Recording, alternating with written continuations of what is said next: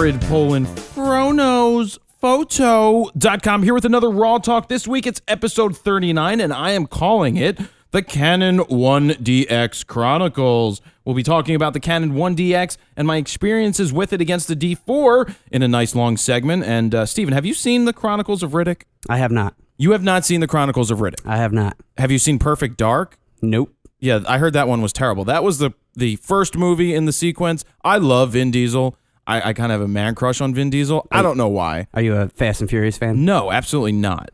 That is horrible. He's series. all over it. I don't care. I will not watch Fast 6. I mean, but if you're that hardcore of a Vin Diesel fan, you'll be watching anything he puts out. I liked him in Triple X. I did. I liked him in Triple X. But anyway, Chronicles of Riddick are coming out, the new one. I'm excited for that. Anyway, that's beside the point. So this week we've got news. We've got discussion about the Smartlav from Rode. We've got the Canon 1DX Chronicles. We're going to discuss some things, and something I noticed, a big difference between the Nikon and the Canon that we discovered last night when we were shooting, Steven. Yep. And then we've got your questions, and I have to stop saying and So no more and us today. If I say and what are you laughing at, Steven? Nothing. Stop laughing at me. I will not do that anymore. So that's something that you have to remember. If you are cognizant of a mistake you're making, and I don't mean to get all preachy McPreacherson on you, but if you're cognizant of a mistake you're making, then please, for your own good, try and make corrections. Yeah, just do that. So the last thing that we have before we get into the news, darn it, I almost cursed because I said we will do your questions, the flying solo portion. But let's jump into this week's photo news, and it's brought to you by allenscamera.com. Big thank you and big ups to Allen's Camera for all of their camera needs, or for all of your camera needs. Check out allenscamera.com, allenscamera.com. If you're in the United States, they can help you out. They have the best pricing I've found, or comparable with those big boys. Just give them a call. They'll help you out. Ask for the Fro price. Steven, it's time for Steven's Photo News. Dun, dun, dun, dun, dun. Photo News with Steven. And we could call it the Frodo News. Steven. What's up? Hey, how was your week? It was good. I saw a lot of you this week. I was with you every day. Not every day. I gave you a Monday off. Monday, yeah. Tuesday. For a holiday. Tuesday. Which you weren't I edited. In. Exactly. You weren't here. But I still worked. Yeah, well, I worked Monday. Touche. Anyway, but it is my site. The important stuff. News. Big thing for the Magic Lantern team. Apparently now not only does the Magic Lantern RAW video hack work on the 5D series, but it also works on the 5-year-old 50D, which you can buy on eBay for like $400 or $500, if that. So the question is, can you get more frames per second in RAW there? I believe it's the same pretty much. It doesn't handle like the 2 or 3K like the 5D does. What's the point in hacking a 5-year-old camera? Because then you can pretty much buy it for $400 on eBay and then hack that and not worry about being a brick versus your $3,000 DSLR. Oh, you mean testing it out on the other one? Yeah.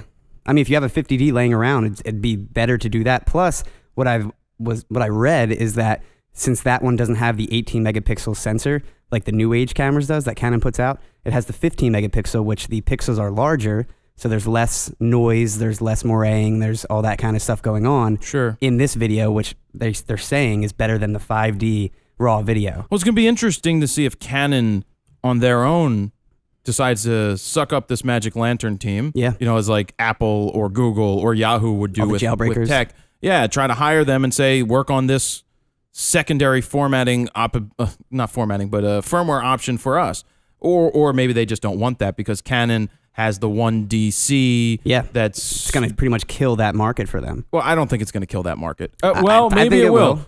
I mean, maybe it could have something to do with it if people are having the 5D Mark III and they're getting similar results to the 1DC, but we'll have to wait and see. Yeah, and then just going on that whole point, people are worried about if their Canon warranty is going to be voided, if they happen to hack, install this hack and then something happens. Or of course it's going to be voided. Or if they install it and then take it off, and then say 2 years down the road, something breaks without the hack being installed, again, just on your CF card. But your warranty's out of date anyway at that point. But someone had actually emailed Canon about it, asking, and they said that the repairs are covered. If you happen to, install Magic Lantern, not use it anymore, take it off from your CF card, and then, like I said, 2 years down the road, something happened and you want to bring it back, it'll still work. Well, you're not loading anything onto the camera itself. Yeah. See, my question is, though, But- you talk about this Magic Lantern thing being on a CF card. Yeah. Does it record the video to the same CF card? Because those cameras only have one CF card. Yeah, it does. All right, just So checking. basically the firmware runs off that and it records and all that. Got it. But the email from Canon directly, if you want me to read the quote that Sure, they said, quote. it's pretty short. The repairs for a failure of the buttons on the back of the camera within the warranty period on a camera that does not show any evidence of mishandling or misuse would likely be covered. Repairs for a camera that is bricked or otherwise having issues directly related or using a third-party firmware would not be covered. Now, again, that's only if it's installed on your card when you bring it in. Well, which it's not going to be because exactly. you're not. And they said hopefully- even if a camera had to have the main board replaced due to it being bricked by a third-party firmware, and then at some point later something malfunctioned, it would still be covered under the firmware or under the warranty. Which is only a year anyway for Canon. Yeah, I mean, You it don't get depends anything what more than that. type of coverage you get. But There is no other coverage. They only give you a year. Is it? Canon only I gives you never a year. even tried. So Yeah. Nikon gives you a year. okay, Nikon gives you 5 years on lenses. Sigma gives you 5, I believe, as well. yeah, but that's just something to keep in mind if people are Sure. installing this firmware and worried about being something happening down the road. Also, let's see, we have press photographers. They were attacked during a pretty big gay marriage protest in Paris this past week. What had happened is they were just taking pictures of the whole protest going on, and all of a sudden, like 4 people, there's video of it. It's online on the website. Basically, these people attacked them for no reason, So- just being part of the press. They attacked the photographers, The photographers, and the yeah. protesters were anti-gay marriage. Correct. So they were because in Paris or in France, they just passed the gay marriage law, correct? Allowing same-sex couples to be married. So what happened? Well, basically, the cool thing that happened is that other press photographers saw this happening that were a little farther back, not part of that group, took the picture first, and then helped them out, ran into it, and started breaking up the fight. It's like so they came to the monopod. rescue. If I have my monopod, you are in trouble. Yeah. If I got my It's a original, lightsaber, basically. Well, if I have my original Frodo, which is a piece of steel, Yeah. you could beat the crap out of somebody with that. And It's a nightstick, I guess, essentially. well, if they are, and it is a weapon, and you could be, if you're protecting yourself, you're protecting yourself. Yeah. You got to do what you got to do. Yeah. That's horrible. Yeah, and there's a whole video clip. It's like 2 minutes long of the whole event happening. Yeah. Next up, we have a Vietnam War photographer over Memorial Day. He rediscovered his old pictures from 1968 to 1969. I actually saw this one. Did you? Yeah. They were in a shoebox, apparently hidden for 40 some odd years. And they've been untouched since. So one of his neighbors found that and scanned all the negatives, touched up all the pictures, put them up online. And now he's doing this whole showing and a showcase Yeah. of it. CBS got a handle of him, and they did a special on him, a quick little interview about the pictures and what he experienced. And it's just really interesting to see these kind of pictures that the public has not seen. Well, yeah, and what it was, because I watched the CBS Morning News clip that they showed, and he said that his job was to show morale-boosting photos. Yeah, So it wasn't promotional war-type pictures. photos. It was show the guys when they're not fighting and doing what they were doing. And then he works in a wood shop, and the guy that worked in the shop with him was happened to be a photographer as well, and he got to talking about his time in the war, and he said he had the shoebox. They went through it, and the guy's like, we got something here. Yeah. And it's just cool. Yeah, it's very cool. Also, leaked photos of Leica's upcoming Mini M camera surfaced online. Oh, Leica. There are also some specs surfaced. It was in another language. So It's a I had point and some trouble. shoot. Yeah, it's a point and shoot pretty much. It's an APS-C sensor, 16.1 megapixels. It's full HD video. It's your overpriced. standard. It's overpriced Leica. as usual from Leica. You could get something else that's even better. for Just go buy a 3/4 of the price. a Fuji X Pro. What is it? X100S. Yes. Sorry. Yeah, it's pretty much the same exact copy of that. Except but this for one about $4,000 more. Well, or I whatever think it you may can put be. lenses on this one. Yeah, this one is. So it's like an X Pro one. Yeah. Got it. And then last, this is a little bigger in the news story. I guess this is something you'll like a lot. Someone found a way around Flickr's 1 terabyte upload for images and videos only. Well, I found a way around Flickr's You did upload. too. It's called. Well, yeah, it's called sign up for a second account. No, I'm saying Oh. instead of just uploading photos and videos, you can use it as a cloud. Oh, that I want to hear about, but let me make a correction from last week. When I talked about the doubler last week, I said it was $49.99 to go from 1 terabyte to 2 terabyte. I was off by a 9. It was $499.99. Is it really that yes, much to more? double it. That's why I came up with the idea of just starting a second account. Yeah. But Save yeah, I was 500 wrong. bucks. I misread that because I maybe my brain was like, "Who are you kidding? $500?" Because anybody with a brain would just start a second account. All right, how's this hack work? Because I wish Flickr would just open it up and say store your stuff there. Because I said I'd love to put my RAW files, and somebody's like, well, how would you show your RAW files? You wouldn't. Yeah. It's just storage. Basically, how I read it is that what you do is you upload a zip file or you whatever can't files do a you zip want to file. put. I tried. What you're gonna do? I have to listen to you? Yeah. Okay. How I read it is that you have one folder. You have 2 files in there. One being a zip folder or zip file or a RAW file, any kind of compressed file, and you have all your files that you want to put in there. And then you have a picture file. So GIF or GIF, whoever you want to pronounce it. JPEG. That would be a GIF. I know GIF is the correct pronunciation, but a lot of people still say GIF. Well, so they want to confuse people. GIF. Yeah. Which makes no sense because there's no J. But basically what you do is you put it in one folder and then you upload it, and it does take it because it sees the photo file first and will take that. But I think what you actually do in the end would be you just rename that RAW or zip file to a JPEG or a photo extension. And then you download it. That. You download it and full then res. Rename it.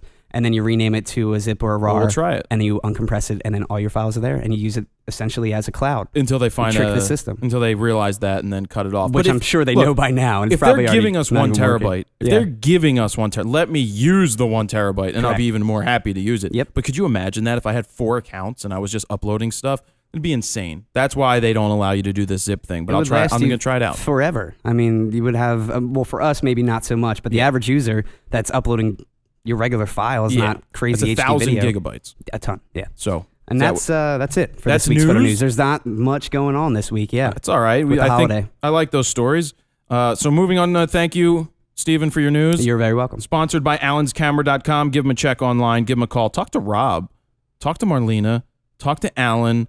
Or talk to Brandon. They'll help you out. So moving on, Stephen, we've done our full review of the Smartlav. We have. The Rode Smartlav microphone for $60. I think the consensus that we've come up with, being that you're an audio professional who's done over 200 shows, front of house for many bands over at the radio station. I try. You try, I know. I got it. For $60, if your option is the on-camera audio, built-in audio, which we know sounds like crap, or for $60 to have the Smartlav in your bag, I would venture to say you should probably have the Smartlav in your bag definitely at all times for $60 because you compared it, we both compared it to the Sony, and it with the recording capabilities that it had, with some audio stuff that you do after the fact, you wouldn't be able to really tell the difference. Add some post-production on there and you're good to go. Sounds the same. For $60. For $60, yeah. I definitely keep it in my bag. Yeah. I mean, the one thing I don't know if we talked about yet in the review or whatever is that if you get a phone call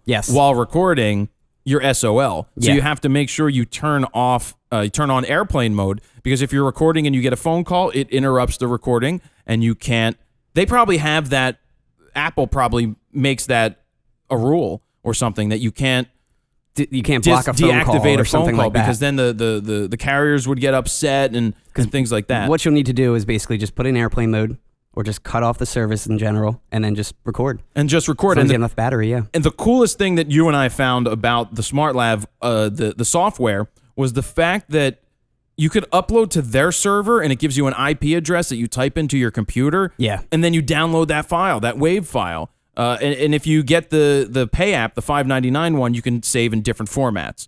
Do you remember what those formats were? It was everything from AIFF to WAV to OGG. Maybe there was a FLAC. There's FLAC, but the FLAC I think is only available on the paid version. Which is what I was saying. The free version I think is just AIFF and WAV. And there's an MP3. I mean, your standard codecs basically that you could save in lossless. Yeah. So here's the honest thing: if you are not an audio professional, an audio engineer, just record the stinking audio. Yeah. Put it into the computer. Sync it with your clap, because everybody should clap beforehand so that you can sync. Find the spike, right? Yep. You find the spike in the video and use the audio. Use a clapboard or whatever it may be. Or use a clapboard, or just punch somebody, or whatever, and works that way too. That way you line up the audio, and you will be so much happier with that audio. And where it comes in handy is if you're doing interviews, if you are shooting weddings, even shooting weddings. I mean, I saw that somebody was shooting weddings. Like, what are you going to do? Put your phone in their pocket while they're getting married? That's an option. That's a last resort, but you could do that. So it's good for interviews. It's basically good for anything you need to record audio to, because you could be 300 feet away recording. You may not hear the clap, but still, you could be 300 away with a 400 millimeter lens recording audio, and then all you have to do is sync it up later. Yep. And you're perfectly fine. Yeah, and the good thing is, even if you know nothing about audio, there's iOS processing, there's a boost mode in there, there's all these different kinds of types of pre-production stuff you can do that you have capable in your camera or in the phone itself. You don't need the paid version for that either. There's only certain types of things that you get in the paid version, but basically you have everything in that free version. The only thing I think they should have done is if you buy the Smartlav for $60, is possibly consider giving you a code to get the full version. Agreed. Now, it's nice they give you the free version, but yeah, give us the code for the other one to unlock the power, or make it $1.99. Give us a code that's $2 off to make it $2.99 instead of $5.99, which is $3 off. Those are just options. But again, $5.99 for that, not a big deal. $60 for the whole thing is cool. And on the site right now, there is a link to one of the stores that has them in stock. And if you purchase it from them, you will get, I believe it's these gator clips that help you clip it to your lapel or your shirt, which is something I wish I had. And that's $10.99. That's free. So it's $60. And then they give you this $10.99 extra bonus thing. That's on the site until June 30th. You can purchase it through those guys. Look for that link. And one other thing to add on that, what I was blown away, I think the most was the fact that when we uploaded it to their server to get that IP address generated, all we had to do was hit create audio file within 10 seconds, which 200 makes no megabyte sense. File was already ready for you to download. Yeah, I don't know how that made sense, but maybe it's just Wi-Fi only, and that's why it uploaded it so quick. But still, that was 10 crazy. seconds, yeah. That was awesome. Once we got that figured out, and it was good. Yeah. All right, Steven, that's the Smartlav portion, because I think that was worthy of talking about. Definitely. Because it's like I said before, if there's something to keep in your bag, it's probably this microphone. In this day and age, with all of the video that we are recording. Can't go wrong with $65 with the paid app. Yeah, $65 with the paid app, and now if you buy from that website, you get that $10.99, those extra clips for free. Nice. All right, Steven, thank you very much. You're welcome for very much. sitting here with us. Now get back to the soundboard. Will do. And don't screw it up. Should I kill this? No, you'll kill it. I'll get it. You'll get it. All right, there we have that portion. Now it's time for the Canon 1DX portion. As you guys know, some of you may know, this camera, this is a 1DX for those watching, came from borrowlenses.com. They do not pay me to do this. Just so that you know, they are not an advertiser. They are not a sponsor. They don't give me money to use their gear or to talk about their gear. What they do, and this is a good thing, is that they allow me to use the gear. I'm not paying to use this. I'm not paying to use the 70 to 200 2.8. I'm not paying to use the 85 1.2 or the 24 to 70 2.8 that is landing on my doorstep now. So that is that's a trade-off. You guys always ask me, how do you market and brand yourself? Well, let me just talk about the importance of working with Borrow Lenses before I talk about the camera real quick. Is that when I make a video about some lenses or Borrow Lenses, anything that I get from them, they are going to post it on their Facebook page. They have 300 and some thousand likes on their Facebook page. That's more than me. So that is a good trade-off for me to get new readers and new followers. That is a worthwhile trade for me, and I don't need to get paid by them. Don't want to get paid by them for this. I would love to get paid by you guys for this, but no. I'll take the gear that I can do reviews on. So let's talk about this. Anybody who doesn't know what the 1DX is, it is a full-frame 18.1 megapixel behemoth, top of the line, basically merged the 1DS line and the 1D line. So you had the 1D Mark IV, you had the 1DS Mark III, I believe is what they got to. One was the super duper high megapixel version, and the other was the sports version, which was a 1.3 crop factor. So what they ended up doing was merging to the high-end camera, and you've got the 1DX. 18 megapixels. It does 12 frames a second, and that sounds like this. Yes. That sounds like that. Also, this camera does do 14 frames a second for anybody who's saying, Jared, it doesn't do 12 frames a second. No, it does 14 if you lock the mirror up and don't care about autofocus.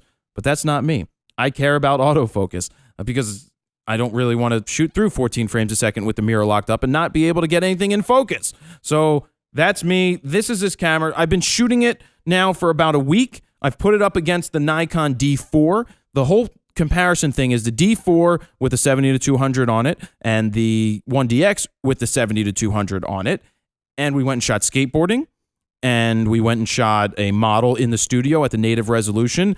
And so far, the realization is it doesn't matter what camera you shoot with. You should be able to shoot with any body that somebody puts in your hand. That is what makes a photographer. That you can shoot anything no matter what. There's little nuances. You know, the Nikon does this where the Canon does it differently. The Canon does this and the Nikon does it differently. So it just comes down to understanding the subtle nuances of both of them, what buttons do what, the fact that the Nikon mounts the lenses one way and the Canon mounts them the other way, and then the fact that the one lens zooms this way and the other one zooms the other way. They're just subtle differences. There's pros and cons to both, and we're figuring that out right now. But there was a major thing I discovered. And before I tell you what that major thing was I discovered yesterday that made me a little upset with the Nikon, I want to say that they've both handled very well shooting sports, shooting the skateboarders. They've triggered through all the shots. The focus seems to be good. And now I'm putting them on the computer and trying to compare them both side to side. It's not easy to get the same exact image of a skateboarder from two different cameras, but there's a little subtle differences. I've noticed that the Nikon straight out of the camera has this green tint to it. It may be something to do with the white balance, but it has that little subtle tint to it. And the Canon looks flatter out of the camera. But what's cool is when I edited them, I edited them separately, and then I used basically the same exact changes. I put the same contrast on it. I bumped the shutters, the exposure the same way when I looked at the files, which is pretty cool because they match. They look good. There's subtle differences. But what did I discover when shooting portraits yesterday of Steven's girlfriend, Nicole? Right, Steven? Yeah? Right, yeah. Your head is behind a light, Steven. All I see is raw. All I see is raw right now from your shirt. So we had her over yesterday doing portraits just to test out the D4 and the 1DX, shooting at 200 millimeters. So I started off shooting with the Nikon, 200 millimeters, filling the frame, left enough room for the top of the head, left enough room on the left so I didn't cut the hair off, left enough room on the right so I didn't cut the hair off there, and the V-neck. I shot by the bottom of the V-neck. So I got done shooting with the Nikon, and I picked up the Canon, and right before I took the first picture, I was like, what is wrong here? Was I not zoomed out to 200 on the Nikon? And that was questioning to me, or I questioned that, because what happened is it seemed like the Canon at 200 millimeters is longer than the Nikon at 200 millimeters. There's no other explanation other than I was in the same place. I was shooting with the 200 millimeters.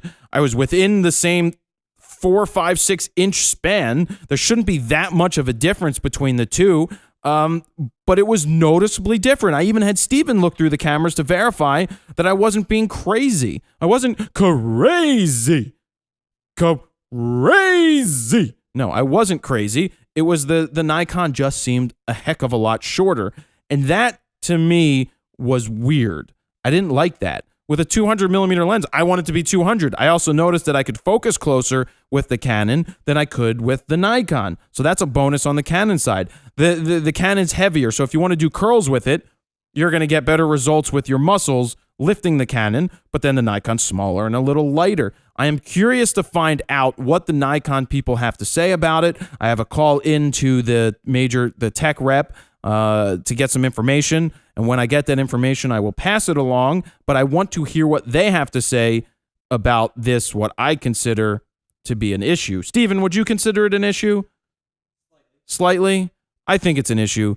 Because at 200, I would expect 200 to be 200 from. But also, don't forget that the Canon has a larger opening, a larger mount in front. That's what allows them to do those 1.2 lenses. The Nikon doesn't. Nikon has kept the same mount since the 50s. Canon has switched their mounts a couple times, but it's a little larger. And what, were you looking at me, Steven? No, don't look at me weird. Don't give me that look. Anyway, you can give me that look. Yeah, hide back behind that light. Yeah, go back to texting your girlfriend. Anyway, so the Canon has the larger mount, and the lenses are much larger. Like the 70-200 is larger than the 70-200 on the Nikon. Maybe there's something going on in there. Maybe those lenses are sharper. And something I did notice is with the skateboarding pictures that the Canon just seemed to have a little sharper feel to it once edited, where the Nikon didn't. It just seemed, and that's just a generalization right now before I've been able to analyze the hell out of the stuff, which you know I'm not a major analyzer. I'm not a paralysis of analysis type person. But what I will do is put up the raw files in comparison for you guys to play with and make your own decisions what you think about the two cameras. So I don't want to beat this thing to death because, I mean, you could beat somebody to death with it. It is much heavier than the Nikon, but I've enjoyed using it. And that's coming from somebody that shot Nikon for almost 18 years now, well, about 17 years now, and picking up this Canon, it worked. The buttons, once you learn where they're at, makes sense. The menu system makes sense. And it just comes back to you should be able to shoot any camera you pick up and be successful at it. So let's move on to the flying solo portion of this RAWtalk, and that is the first chronicle of the 1DX, or the Canon 1DX Chronicles. So moving on, I've got a couple emails that came in before I get to the flying solo portion. We've got, "Hi, Fro. I'm a recent Academy of Art University graduate. Unfortunately, AAU didn't offer any course that focused on marketing myself. I send out mailers and emails, but very rarely get a response. I'm a vet and used my GI Bill to get a degree in photography. First off, thank you for being a part of that and keeping us safe and free. Let's see. Degree in photography, and now wondering how I am going to provide for my family. Any thoughts or advice would be greatly appreciated. I didn't take a look at your work yet, Ian. We've thanked you, and I'll just start off with sent out mailers and emails. Unsolicited cold calling is one of the worst things ever. The percentage of success on that is almost nil. And when I say nil, I mean like 1% or less. So it's good to send out the mailers. It's good to do stuff like that if, you know, as an option, but it shouldn't be your only thing. So I've come up with an idea of what you can do to get more gigs. You were in the military. You can get back to the military bases. You can offer a special portrait session day for families at the military base over a certain weekend if they have the time to do it. You put out and say, it's going to be X amount per person. I will give you the files. I can make prints for you if you would like. They may be extra. But for $150, I will come out Saturday and Sunday. We'll set up in one of the barracks. We'll do a portrait session. We'll do it outside. We'll do it in uniform so that you have a family picture of your loved one who's either going to war or coming back from war or is in the Army Reserves or in whatever. And this way, you already have an in because you were a part of this military. So go to where the bread and butter is. You have the ability to get in and get that access. So if you can set this up and make $100, $150 a family, you spend an hour a family, you shoot 8 families in a day, you could probably do it in 35 minutes, 45 minutes for portrait session where you photograph the families, get some candid shots, and now you just made $1,000 in that one day, if not more on a weekend. That is an option you have. And one thing leads to another. You do that portrait session, somebody has a birthday. Little Johnny's getting his birthday on. So when little Johnny gets his birthday on, you're there when he blows out the candles. You're there when he opens the presents. Then you give away photos. That you want to talk about mailers at that point. Have something to give to the families when you're there. Give them postcards because that is direct contact. It's not cold calling. It's a warm lead because you just did something for them. By the way, here's a discount for your friends.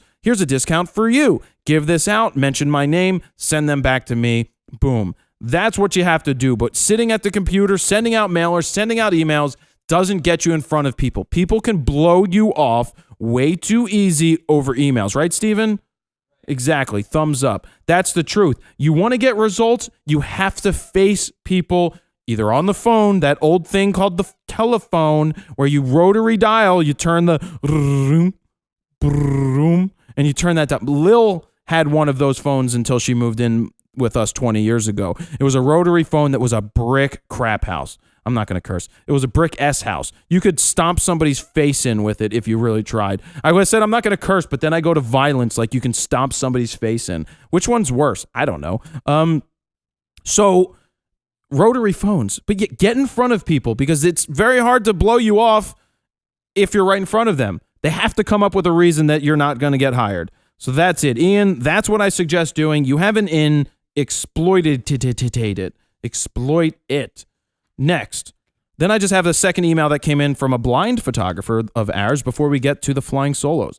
Hi, Jared, Jarid. I'll let that one slide because you said you're blind. So it's Jared. No question from me. Just a big thanks. I'm living in the Netherlands, 44 years of age, being blind for almost 24 years. That sucks. But I bet you made the best of it. Let's see. And I'm just learning and shooting photos as a hobby. Many told me the blind cannot do that. And this is for me, as you say, it often boom. That sentence made no sense. But I'll keep going. We'll see about that. Basically saying that they said you can't do this because you're blind. And then discovering your clips on YouTube. Not only do you have a way of getting me more and more interested in the world of photos, but what is more important, the way you are able to explain things, even for me as a blind person. For instance, the clip on how to hold your camera. It is told in a way that you picture the way you just Okay. I'm reading it poorly. But what he's saying there is that I have a way of visually speaking. And I actually take pride in that, where I'm able to explain something and you can see it in your mind. That is how I personally learn. That's what Mr. Rogers did. That's what Bob Ross did. That's how I like to do it. I like to explain things so that it paints a picture in your mind. We are photographers. We should be able to see that picture. And it's a huge compliment for the way you handle your gift and showing the way. Maybe nice to make a clip when you are blindfolded or on how to focus on sound. That is an interesting idea, Fred. I would love to be blindfolded and try to do a photo shoot and have to get the focus right. I think it would be a great experiment. Steven, write that down, please. Steven wrote it down. Blind photo challenge, 5-minute portrait style. I will do that. Hopefully it's not on a bridge in front of water, because then I will fall in water. Fred, congratulations, man, on persevering through the blindness and telling people that they can kiss your tuchus and just let you go shoot whatever you want. Flying solo. Steven, what's the time that I have left? All right, good. We can do this. I'm going to take a drink of water. I'm drinking water. All right, we've got a lot of flying solo questions. First one is from Gretchen A. Willis. That is Texas Mama, one of my longest readers on the website. For an online website, how many images should I include in each category to give prospective clients a good variety without inundating them with too many images? It's a great question. Under 20, 15, 10, 15, 20, but then still have extra images to back that up after they want to see more. So if you've got 3 different galleries, maybe put 12 images in each gallery. Different types of images. I've said this before.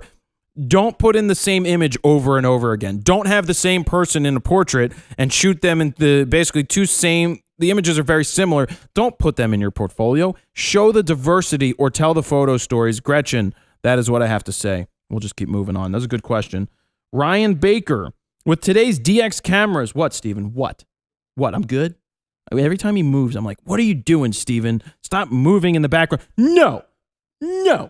We are through professionally walking in the background. No.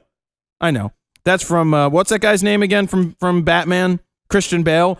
I said this a couple weeks ago where he goes nuts. Remember walking around in the background? And then he had that whole rant because the guy's going moving in the background. La-di-da-di-da, la-di-da, la-di-da in the background. Don't lower my levels. I want to yell, Steven. Who says it's unprofessional? Me? Oh, no. We are done professionally. You will never work in this town again. You are unprofessional. No. Okay, back to the question.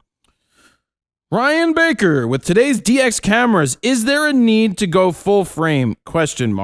Also, I have a D7000 24-70 and 70-200 VR1, but wondering if I should get a 14-24 or 11-16 Tokina.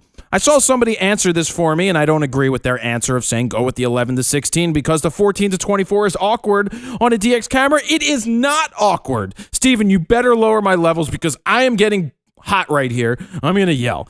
I'm not really going to yell, but maybe I'll just stay hot and animated. The 14-24 is a fantastic lens on a DX camera. I've been shooting it with the D70-100, and I like the framing that I'm getting. 14mm is like a 21mm on your full frame camera. It's like a 21mm equivalent on the DX. I'm fine with that. But again, the first part of this question is with today's DX cameras, is there a need for full frame? Abso-positively. The reason there is a need for full frame isn't just because, if DX are good, which DXs are getting better, but the D70-100 is slow as molasses. It's like putting a tap in a tree in Vermont and waiting for that syrup.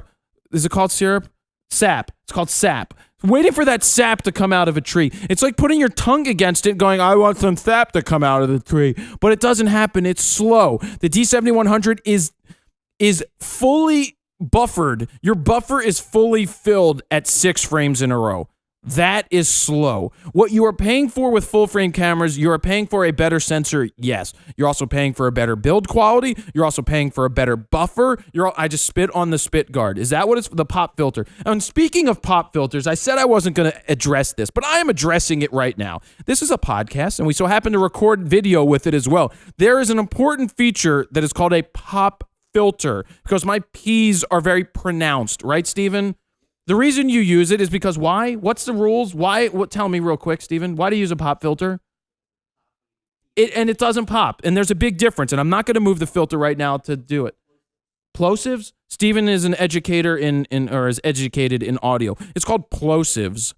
It doesn't pop because I have this pop filter, which is like a piece of mesh and another piece of mesh that cuts down on that popping and allowing the cleaner audio to go through. So yes, I have a pop filter in front of my face, but my goal is to have Rode broadcaster microphones that have a built-in pop filter. And once we get those, which are about $450 a piece, unless Rode would like to come on and send them, then we won't be using pop filters. But yes, when you get a full frame camera, you're getting a better quality built camera, weather sealed, better innards, better processors, more processors. The DX cameras are very, very good, but yes, there is still a need for those full frame. There's a reason you have a bigger battery pack.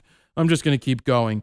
Why is he even asking me? Somebody a difference between, I don't even know what that is. Okay, we've got Pata. I've answered your questions before. I'm going to go Tahotep. What does mirrorless have to do to officially declare the DSLR dead in the studio? On the streets, at least for me, the DSLR is dead. To include the D4. Steven, get ready for high levels. No! The mirrorless cameras, they're not going to call your camera dead yet. I don't think the DSLR is going to be called dead anytime soon. I know there's people replacing their DSLRs and saying they don't need it anymore. And we know that Zachery has his X100S and his X Pro 1s and his Phase 1.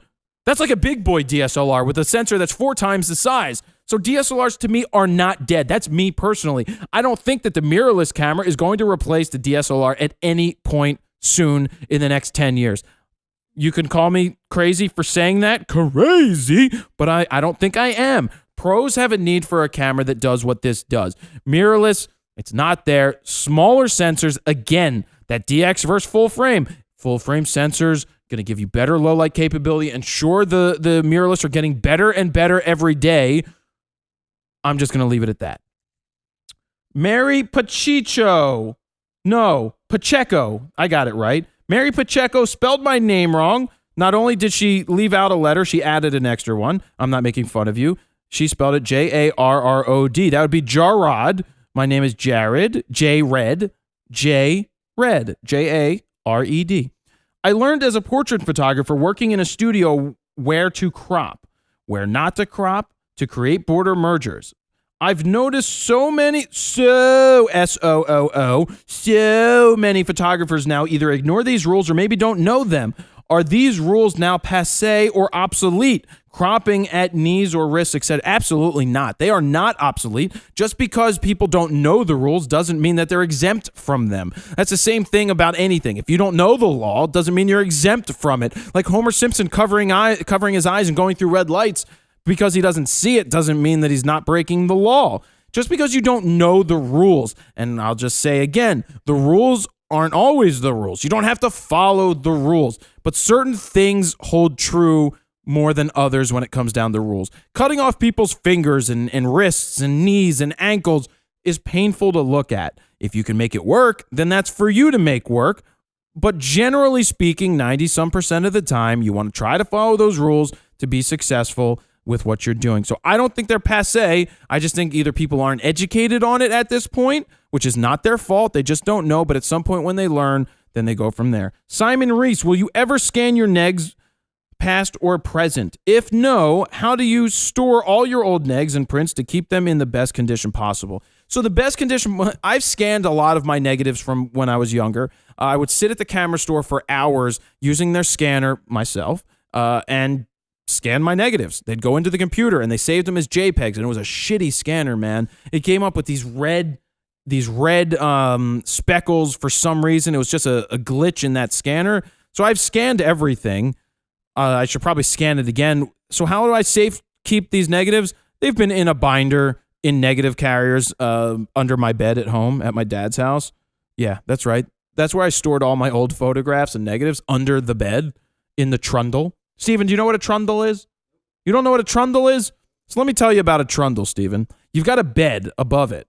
It's not like a bunk bed, but theoretically, it stores this bed underneath where you can then slide it out when you have somebody stay over and you have another bed. And then when you're done, you push the trundle back in. I used to play under the bed and hide there, and the cat used to hide there, but then they got the trundle, and then I stored stuff in there, and that's where stuff is stored today, and it's been there for the last 10 years. So yes, I would scan my old negatives and keep them good. Chris Crane, I've heard you talk about bad pit etiquette in the past. What are some do's and don'ts when shooting in the pit, and what will just flat out get your ass kicked? Steven, you were there the other week when we were in the pit. There was this young lady, I don't remember her name. She was shooting. She owned her spot. Then this kid, get ready, Steven, levels. Then this kid comes walking in, walks in front of her, so she has to take a step back and takes her freaking spot. And I said, I said, excuse me, that's her spot. I was like, no, you don't come walking in here all la-di-da-di-da and take that girl's spot when she owned it. That's her spot. She owned that spot. So I said to her, why are you letting him do that? She's like, well, he did it to me before. I'm like, just because he did it to you before doesn't make it right. So I stared him down. I was like, and that's okay. I'm not going to be a dick, but there is etiquette. One is you do not walk in front of the other person when they have their spot. You definitely don't walk in front of them when they are shooting photos. Steve Traeger. See, I know Steven's laughing, and that's not Steven's last name, but there's this other photographer in the pit, and Scott Wiener doesn't come in the pit very often, but there's good etiquette. Like, I've got a lot of hair, so people have to shoot around the hair sometimes, but I own my spot. I get my spot. Proper etiquette is when you're going to walk below somebody or behind somebody, I usually put my hand on their back. I don't put it on their butt. I usually let them know that I'm there. So I'm going to cross. I wait. I'm cognizant. I look around before I move most of the time to see if anybody's lenses are near, so I don't want to get in front of them. It's common sense. So what's going to get your ass kicked is if you walk in front of, say, a tour photographer. Well, the tour photographer usually shouldn't be in the pit for the first 3 songs because they can shoot the whole show. But if there's somebody who gets majorly angry, get out of their way. Stay out of there. But have friends in the pit to protect you. I haven't gotten so pissed off that I've gotten in a fight in the pit, but I've definitely threatened people that they get their one get out of jail free card from getting a boot up their ass. You stay out of people's way. You do. You have to do it right. Be nice, be mindful, and move on. Okay, levels can come down again. Sten Nijssen, Nijssen. Hi, Jared. First off, thank you for spelling my name properly. I'm Dutch. That's a good thing, right? They got lots of chocolate in Dutch land, don't they? No, that's Germany. Dutch. He's Dutch. Is it okay for me to shoot Dutch angles? ? Well, I don't know the origins of the Dutch angle, but maybe it had something to do with those windmills. Is that Dutch, Steven? Windmills? I don't know, but no. It's never okay, and this is where I'm going to use it. I just spit on the spit guard again. It's never, and that's a good thing, because what happens when you spit on a microphone, Steven? He doesn't know, but it probably makes a noise. No, I still don't think it's okay, even though you're Dutch, to shoot a Dutch angle. I still have yet to see a good Dutch angle that I think works that doesn't make me throw up. Another question do you know why battery vertical grips are so expensive? Absolutely not. Why are they so expensive? I have no freaking clue. Nikon charging you $400 almost for a battery grip for the D7100 is a joke. 400 levels, $400 for a battery grip, a vertical grip. Just build the freaking thing into the camera and be done with it. $400. My tuchus. What a joke. Canon's the same way. Peter Kovacs, why do you never talk about freelance photographers that work for studios? I'm just going to get up and walk away. I'm just walking away. I'm going to walk away with that question, Steven. I'm coming back. I'm right here. First off, I've talked about this a million times. Why do you never talk about I talk about freelancers. I'm okay with people being freelancers and getting jobs for studios, especially when you're learning. I said this about Peter Newsom, right? Peter, that's your name from Nashville. His dad asked me, what can he do? What could he do as a 15-year-old or however old you are, Peter, and the Puff the Magic Dragons? What can he do as a young guy to get in? I said, start assisting with studio photographers, wedding photographers. Be the third person. Don't get paid. Carry the bags. You're going to learn a lot, and one day they're going to call you and send you out on a job. So this second part of this question is, what would your advice be for a photographer that has no marketing skills to successfully run a business? Well, first off, with no marketing skills, it's going to be very hard to successfully run anything, I think. Generalizations, but still want to take photos for moderate monetary compensation. What do you have to look for when working for a studio or more than one? So I'm not ripping on you. I'm not yelling at you. I'm just being loud, Peter. It's okay not to have marketing skills. Not everybody is able to do that stuff on their own. But you are right. It is a good opportunity to go work for a studio. So what are you looking for? You're looking for somebody that's going to allow you to shoot and deliver the images and be happy with that, and that you're happy with that, and you're happy with making less than you would if you were out on your own. It's a good way to start. There's nothing wrong with going out there and photographing for somebody else on their watch, because if you mess up, it's kind of on them. It's not as much on you, but you don't really want to mess up. Steven, do you know how nice this table looks? I had just noticing how awesome this logo design is. Squirrel! Anyway, back to the show. So what do you have to look for? Find somebody that will take you on. Find somebody that will educate you. But admitting that you have no marketing skills, start to learn it from these people who are successful in business. It rubs off. They will rub one off on you, and they will make you learn your marketing skills. So I'll move on because we've got more questions, and I've been yelling and walking away. Aaron Thompson. How would you appropriately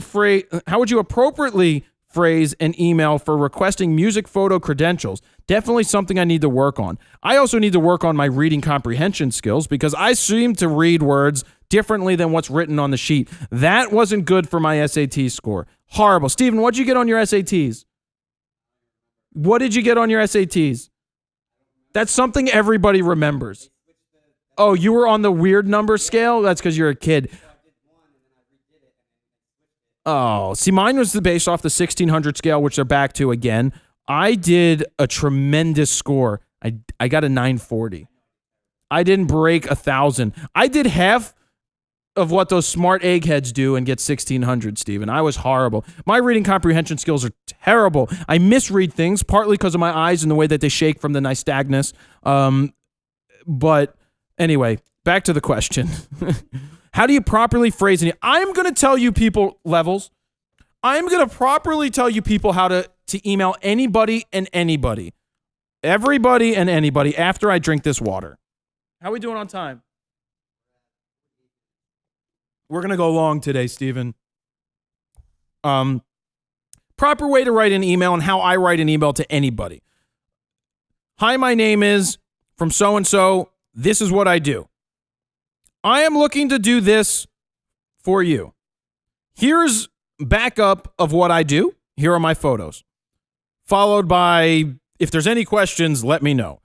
I mean, it is pretty simple. Get right to the point. Do not ask, I'm a big fan. Do not say I'm a big fan. Do not go into 4 paragraphs of explaining before you even get to the point. Introduce yourself, get to the point, back up the point with what you are capable of doing, and then leave it with, when would be a good time to speak with you? How do I move forward? Let's do this. Let's do that. So for an email to a publicist, it would say, hi, my name is, I'm looking to photograph so-and-so band on this date in this location. You just told them the date. You told them the location. You're making it easy for them. You told them your name. You got right to the point. Second line, after it's, I would like to photograph this band, this date, this location, and next line is, here's some previous work that I've done. also include, I am shooting for so-and-so. That could be in the first line. In the second line is, here are some examples of my work. You need to back up your work in order to make it easy for them to say yes. Followed by, thank you for taking the time. I look forward to photographing the show. If there's anything I could do for you, please let me know. If you have any questions, signed, sealed, delivered, make sure your phone number's there, make sure your email's there, and do not have an AOL email address. Make sure you have at least a Gmail account in this day and age, or your own website with your own web address, because it looks more professional and they're more apt to hire you or give you approval. Steven, does that all make sense? It's like when people send me questions to the Fro, or when I ask for flying solo questions and they send 5 paragraphs. I'm not going to read that. Get to the point. Ask the question. And that's not me being a dick. That's just saying ask the question, because I get 100. I think we had about 120 questions come in for this episode. Good question, Aaron. Scott Blue, Belue, Jared, spelled my name right, thank you. Is there any way to preserve a white balance preset when shooting RAW? I shoot a lot in rinks and use an expose disc. It seems to give me the best results when in poorly lit arenas. I just can't seem to fine-tune the white balance in LR4 with RAW as well as the preset with JPEG. Well, you can set custom white balances, and your white balance is still preserved when you get into Lightroom. Isn't that correct, Steven? I have that. Like, we set the white balance on certain things. It's like using... Do you want to sit down? No? Don't forget to turn up your mic this time, Steven. Make sure your microphone's on. Steven once didn't turn his microphone on, and I got to go turn on his camera so he's talking. Here, hold on. Basically, Here, I got it. Hold on. Go away. Hold on. Because I want to say that you've used the X-Rite.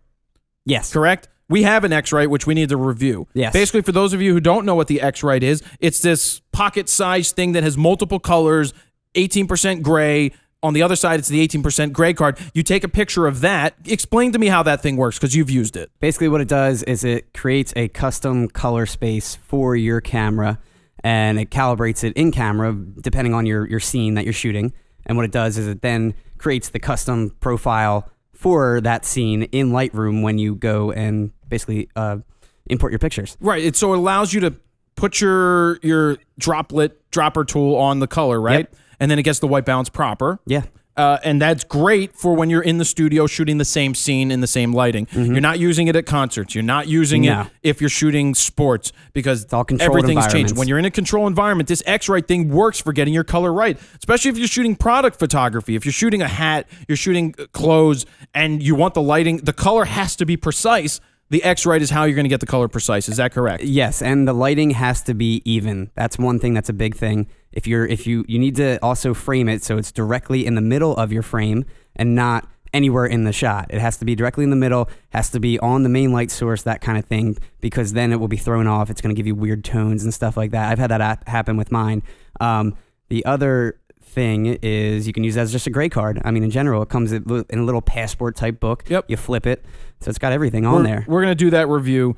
But yeah, I'm pretty sure those presets lock in. And with RAW photos, they read the metadata or metadata.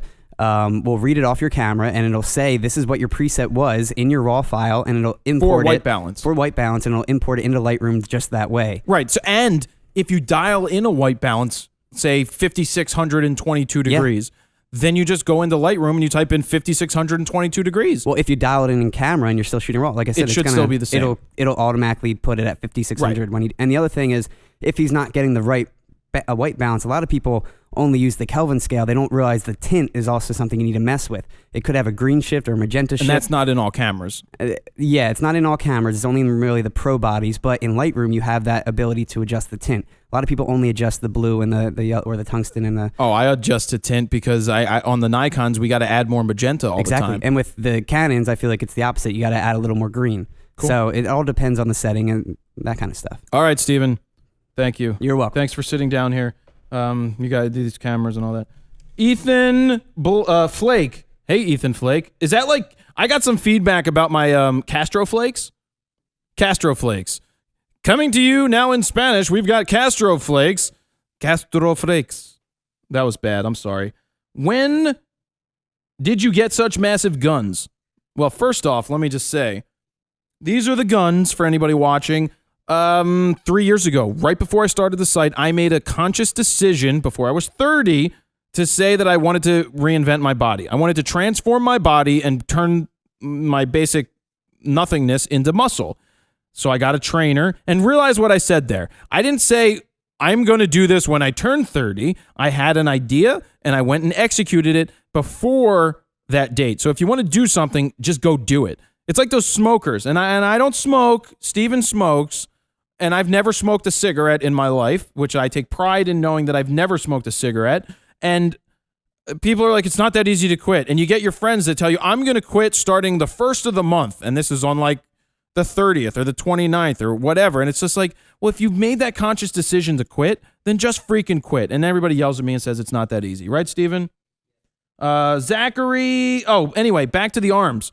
So 3 years ago, I started training, stopped somewhere in the middle after I moved down into the city, got back into it a year ago with my trainer, Steve Swigart. If anybody is in the Philadelphia or the Bucks County area that is interested in having a personal trainer, work with them at a local gym or somewhere, contact me. I will get you in touch with Steve Swigart, who is my trainer and has done a kick-ass job working with me for 3 years. It's affordable, and it's definitely worth it to protect your body or to preserve your body. Zachery Counsels. I have recently gotten down on myself thinking I'm not as good as others, but I still love what I can do. I still love what I do. Can you give some ways not to feel like you have to compare your work to others? So this is a problem with artists. We're always questioning our work, or not everybody, but I know for myself that I question the work that I do. Could it be better? I feel like I'm not doing a good job. I need to do a better job. Things along those lines. Just don't worry about other people's work. It's okay to think and look at other people's work, but then just shut it off. I do this with other websites. It's like, oh, these other websites are doing this, but they're not you. They don't do the same thing you do, and you don't do the same thing that they do. So don't worry about it. Focus on what makes you good and what makes you successful, and then go from there. That's what I have to say about it. And you may never truly be satisfied with your work, but don't forget to like your work. Jason Costanza. What do you do on What do you do on cloudy days with no sun outside? Go shoot anyways or stay indoors? I live in Washington. Sun is hard to come by here. That is the best time to shoot, my friend. I go out and I shoot. Need some tips to keep the shooting on bad weather days. That was the other side of the question on the other side. Overcast skies are the best time to shoot. It's a natural softbox. The sun is being diffused by the clouds. The more clouds, the more diffusion. Black and whites look good. Pop out some flash in there. You're going to shoot really well in that type of environment. Really, you think that it's not good to go shoot in the clouds? I'm telling you, it's good to go shoot in the clouds. Speaking of clouds, anybody see Cloud Atlas, Steven? I liked it. Did you like it? It was long, but what I liked about Cloud Atlas was it made you think. I thought it was fascinating how they all went through the time. True. They had their own languages, and it went through the time, and it traced people throughout the history of, 500-year period. Basically, there's 6 or 7 characters, and they are all intertwined over a 500-year period, reborn, born again, different people. Men become women. It's just very interesting. I think you could watch it, invest the 3 hours or however long it is. What I would have liked to have seen is it be a mini series that would have been like Game of Thrones, go over multiple seasons because the story arcs could have kept going further. I still like the movie, but I would have liked to have seen a little more. So that's that. Get ready for my levels, Steven. Juan Lamus. Star. Capitals, all capitals. As a beginner, should I be taking on big jobs such as weddings? ? Star. Don't yell at me. Why are you yelling? You didn't need to do that in all uppercase. Okay, let me read it again. As a beginner, should I be taking on big jobs? Take on jobs, yes. What makes you a beginner is you classifying yourself as a beginner. If you don't feel confident enough to shoot a wedding, then absolutely do not shoot that wedding. But if you are confident, then shoot that wedding. Take those big jobs. You got to get those jobs one day. If they come along, freaking take it, make it work. Hire somebody to assist you that knows what they're doing. If you think they know more than you, pay them a certain amount of money, but make the job happen. That's what you do. And don't yell at me. The guy's name is Matty J, Matej. Cocolidge. Hey, Maddie, You tell me how to say your first name, but then you don't tell me how to say Kokalj. Oh, so let me say it's M-A-T, Matt J, Mate J. So that means it's Kokal J. Okay. What do you think about the whole Magic Lantern 14-bit RAW video for Canon cameras? Do you think of it as a revolution in filming, and how will it affect the future? If you're going to answer this, if the correct about spelling my name, just say Mate J. Yeah, I think it's pretty revolutionary. I don't think that it's the biggest deal in the world, but what is awesome is shooting RAW video, how you can independently change the files, but now it's actually not shooting video, it's shooting still images at 14 frames or however many frames a second it lets you do, and it gives you individual files that you have to individually go in and edit and tweak, which is great because the quality looks so much better when you take still images and turn it into video than the video. It's just much cleaner. You can do much more with it. I think it's a start. It's going to get there. RAW video, what you need for RAW video is massive amount of storage, massive amount of computer power, and massive amount of processing. Next one. We're almost done. Kirk Grames. Do you or have you shot family portraits? ? Of course. How do you deal with children with ADD? I just shot a family over the weekend and was able to get a couple of shots of just the kids, but it was difficult keeping their attention while I was composing the shot, adjusting camera settings, etc. So before the kids sit down, make sure you have your settings right. Then those kids with ADD, I don't have ADD. I was just never diagnosed with it, and I don't think I really have it. Not that I would take drugs for it anyway. Like those kids back in school that would take Ritalin that used to snort it in the bathroom. Did you know that, Steven? Kids used to snort Ritalin. I don't know what that is. And Adderall and just snort. Anyway, so how do you deal with kids with ADD? Let them go play and shoot candidates of them doing whatever they're going to do. I mean, that's one way. But if you have to shoot the family portrait, get the family in there before the kid gets in there. Get everything set. Bring the kid in. Have your settings ready. Then shoot the picture and you're good to go. Sound good? Sounds good. David Conley. When editing photos, how do you get your images to pop? I've been learning on my own and I found my way. Really? But I want to know what you do. Boom. That's what he said. What do I do to make my images pop? It's called contrast. Well, that's not the only thing. The combination of the proper exposure, the combinations of the lens quality of glass, and the combination of the body is going to equal boomified images, and also lighting. Certain lighting lends well to more boomy images.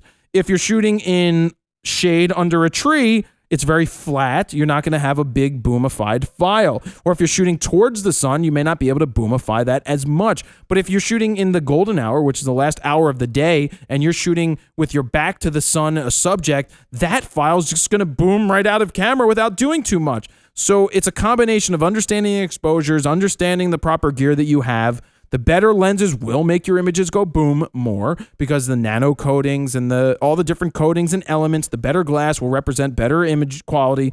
Yes, I will say that because it is true. But to make it go boom a lot of times, I keep spitting on the spit guard. I distracted myself. To make them go boom, a lot of it has to do with contrast. Jarrett Hucks. Yes, he spells his name Jarrett. Don't call me Jarrett, please. Call me Jared or J-Red. Jared Hucks, how do you decide you were good enough? How did you decide you were good enough? Everyone has critics and fans, but of course we have a love or hate for our own triumphs and flaws. I have started shooting more and more paid work, but I'm starting to doubt my ability. I get compliments from my clients, but don't feel I am where I need to be as an artist. I have read up, put in the time behind the camera, and continue to learn more and more every day, just as I am sure you do. But at what point did you feel you were up to snuff? I felt I was up to snuff now. Oh, I'm reading my own notes, Stephen. I started to read I need to do something different. So a while back when I was shooting a lot, I felt like I was really kicking ass. It was with the D3S. I felt like every night I was going out, I was getting killer images that were fantastic because I was shooting a lot and I felt like I was in the zone. Now I haven't been shooting a ton more, and between that and having those focus issues with the 24-70 throwing me off to questioning my chi and all, I felt a little down about the stuff I was doing.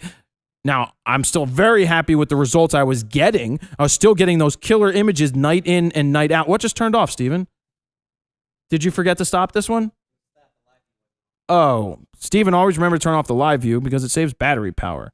I know you get yelled at me for keep saying that. But look, you're not always supposed to be satisfied with your work, but I think you know that when you go out, you're going to get good images. That's a good place to be, and I've been at that place, and I'm still there. It's just when you start questioning your gear or questioning what you're doing, that's when you may run into some issues.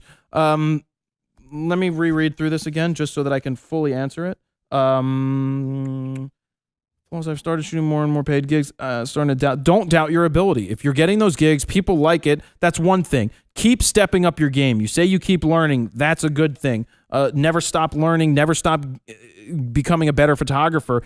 Just go out there and shoot confidently. If you've got that confidence, keep going. I mean, that's what I can say about that. Michael Heckard Photography. Pick one to own. Sonic screwdriver or lightsaber.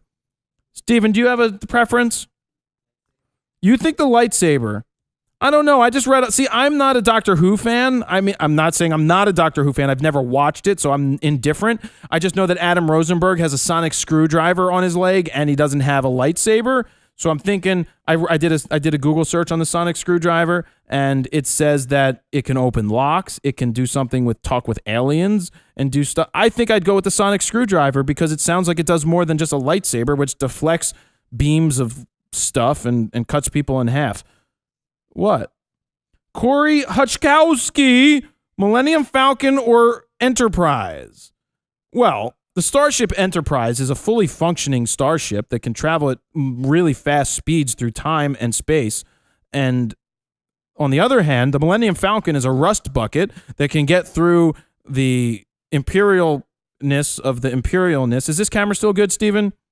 The other one? And I don't know. It's tough. The Millennium Falcon is like that. It still has warp speed, but then it has chances of failing, and the Wookiee in the front may drive the wrong way and be like, it was a terrible Wookiee on my part. But I don't know. If I had to pick a ship, I'd probably take the Enterprise, even though that's two against Star Wars, but I love Star Wars more than I love Star Trek. But I did see the new Star Trek. Did you, Steven? I liked it. I recommend it. It was good to watch. And that blonde girl, oh my God, is she hot. I'm in love with her. She was in Entourage. She's got this beautiful accent, and she's beautiful. I wouldn't kick her out of bed. Adam Surges. Are you going to be making a beginner's guide to DSLR video anytime down the road? I'm thinking about it, but we got to get the flash video guide out of the box first. Once that flash video is out, we can start focusing on the next step. But I'm thinking of working with a video professional to bring you guys a video professional take on DSLR photography or DSLR videography. That would be good. I'll probably work with Todd on that one. And then the last question here is from Ray Richter. Boxers or brief? Period. Shoot raw. Steven, boxers or briefs? Jared, boxers or briefs? Boxer briefs. I have boxer briefs, everybody. That's what I like to wear, and that's what I have to say on this week's RAWtalk, episode number 39, the Canon 1DX Chronicles, where I yelled a lot. Don't forget to sign up on iTunes. Please become a subscriber there because you will be notified. You will automatically get the download of the episode before everybody else. When we put them up, they go up on Mondays at noon, and then we don't release the videos and push them to everybody until Tuesday or late Monday night. So if you subscribe on iTunes, that means you'll automatically get it downloaded and waiting for you when you're ready to give it a listen. I want to thank allenscamera.com for sponsoring this week's photo news. That was with Steven. Check out allenscamera.com, ALLENS camera.com. I want to thank Borrow Lenses for sending out this gear. And I want to thank Steven. Thank you, Steven. I want to thank you guys for all of your questions that made me yell and made me scream and make Steven change his levels. And that, my friends, is the end of RAWtalk, episode number 39. Jared Polin, FroKnowsPhoto.com. See ya.